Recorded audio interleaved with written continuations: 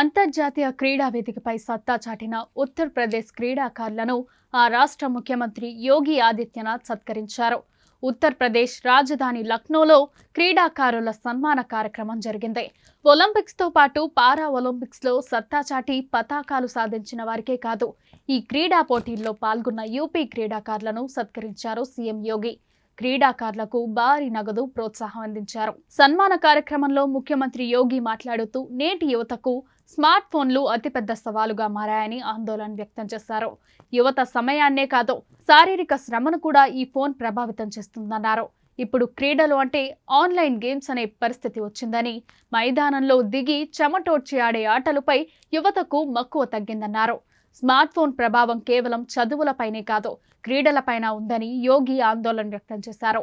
క్రీడాకారులకు మరో సమస్య మాదక ద్రవ్యాలని ఆవేదన వ్యక్తం చేస్తున్నారు. వీటి వల్ల చాలా మంది క్రీడాకారులు కెరియర్ నాశనమవుతోంది కాబట్టి దూరంగా ఉండాలని సూచించారు.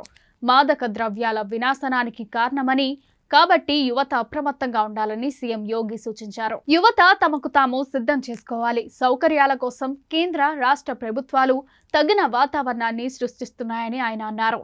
యువత క్రీడలను తమ జీవితంలో భాగం చేసుకోవాలనే ఉద్దేశంతో రాష్ట్రంలోని నగరాలు, గ్రామాల్లో క్రీడా సదుపాయాలను అభివృద్ధి చేస్తున్నామని, మంచి శిక్షణతో పాటు మంచి శిక్షణలు కూడా అందుబాటులోకి తెస్తామని చెప్పారు. పోటీ చిన్నదైనా పెద్దదైనా క్రీడాకారులకు ఎదగడానికి అవకాశం కల్పిస్తుందని ముఖ్యమంత్రి యోగి ఆదిత్యనాథ్ అన్నారు. క్రీడాకారులకు నిధులు కేటాయించడంలో రాష్ట్ర ప్రభుత్వం వెనుకంజ వేయదని, యువత క్రీడా రంగంలోకి వచ్చి పతాకాలు సాధించి దేశానికి, రాష్ట్రానికి కీర్తి ప్రతిష్టలు తీసుకురావాలని యోగి సూచించారు. దీనికోసం రాష్ట్ర క్రీడా శాఖ వారి వెన్నంటే ఉంటుందన్నారు.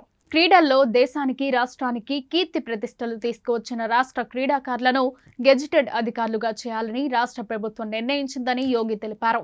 2 క్రీడాకారులను డిప్యూటీ సూపరింటెండెంట్ ఆఫ్ పోలీస్, మరో 2 నయబ్ తహసీల్దార్, 1 ఎక్సైజ్ ఆఫీసర్, మరో 2 క్రీడాకారులు జిల్లా యువజన సంక్షేమాధికారులుగా నియమితులవుతారని, ఇందుకు సంబంధించిన అధికారిక నిర్ణయం జరిగిందని యోగి తెలిపారు.